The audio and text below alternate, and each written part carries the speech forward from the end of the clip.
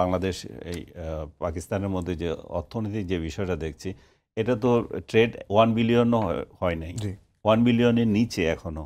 এবং অর্থনৈতিকভাবে তাদের যখন এখন দুরবস্থা, বাংলাদেশ থেকে কি নেবে আর বাংলাদেশ ওদের থেকে কি আনবে? বাংলাদেশ সুতা আনতে পারে, এখন সুতা এত দূরে, সেটা সেটা কস্টলি হয়ে যাবে। তাদের সাথে আসলে আমাদের বাণিজ্যিক সম্পর্ক অনেক বাড়ানো যেত, কিন্তু সেটা হচ্ছে দূরত্বের জন্য সম্ভব না।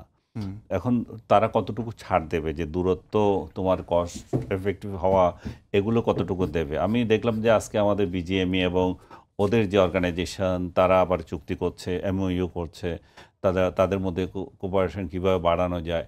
তো যত কিছু হোক, আমি তো পাকিস্তান থেকে আনার মতো কিছু দেখি না, দেখি ড্রাই ফ্রুটস কিছু দেখি, আর যন্ত্রপাতি কি আছে যায় না, আর অস্ত্র তো তাদের নিজেদেরই নাই, এগুলো কি আনবো আমরা। তো আমি তো এই ডিপ্লোমেসি থেকে আসলে আমরা আমাদের টেক অ্যাওয়ে কি, আমরা আসলে কি নিতে পারি পাকিস্তানের সঙ্গে? ডিপ্লোমেসির কথা যেটা বলা হচ্ছে, মানে আমি আজকে আমরা কিছু জঙ্গি নিতে পারি, জঙ্গি ছাড়া আমি তো কিছু আনার কিছু দেখছি না। কারণ এখন যেটা ভয় সবচেয়ে বেশি, জঙ্গি চলে আসে কিনা।